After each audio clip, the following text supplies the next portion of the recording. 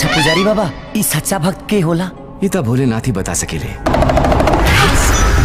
राम भी उसका, रावण उसका। पदम प्रताप सिंह भगवान बन। जीवन उसका, मरण भी उसका। तांडव है और ध्यान भी वो है, अज्ञानी का ज्ञान भी वो है।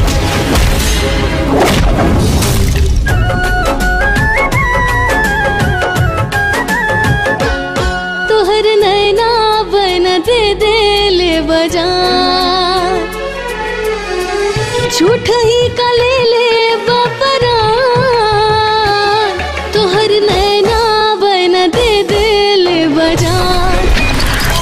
हमार मुँह तकला में कुछ बात है। चाचा लड़का के माई भइलू, बुद्धि नाम का चीज नहीं खे।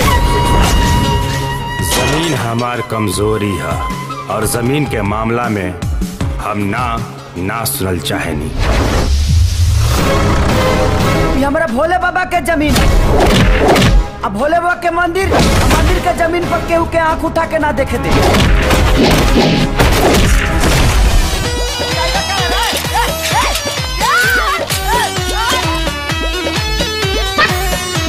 पता ना कुतवा कब लाइन पर आई। अरे तनी लटका झटका दिखावे के पड़ी। हाँ? तब नहीं विश्वामित्र के तपस्या टूटी। तावा के जैसन तवर दहिया में लभ के लावा उठ लावा। सटेल पास सास करेला सारा सारा तर तर पसेना झूठेला हो। सटेल पास सास करेला सारा सारा। माई ई हमरा से शादी करी है। तू ठहर लो बड़ घर के, हमनी के घर में ना बिटिया गोबर पानी लीपा पोता बहुत काम होला। कपैबू ए जी जहियारा और बेटावा के बने के दुल्हनिया आए बरौरांगानवा। अरे बन के पतोहिया सुनिए मोरी आमा, पूरा करब रामानवा।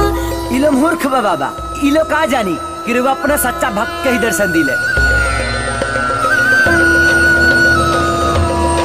भैया तोहर नाम कहा? शंकर। शिवम शिवम। घर कहाँ परी बाबू? ओम नमः शिवाय। कैलाश। ओम नमः शिवाय। एकर इतना हिम्मत बढ़ गई कि अपना पसंद के दूल्हा मांगत दिया। प्यार कैले बानी कोनो खिलवाड़ ना। हमरा के भोला के होके से हमार बात का केहू के बात नहीं खेल सकत।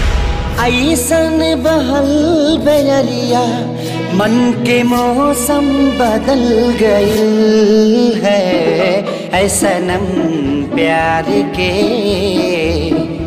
ऐसनम प्यार के जादू चल गए।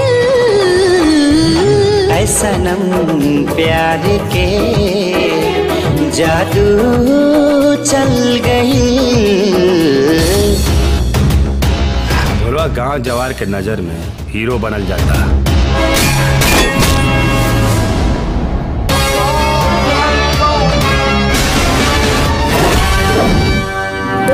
भोला नाम बाओकर, शिव के दूसरा नाम। शुक्र मनाई कि ओकर तीसरा नेत्र ना खुले, वरना ओकरा तांडव से केहू ना बच पाई।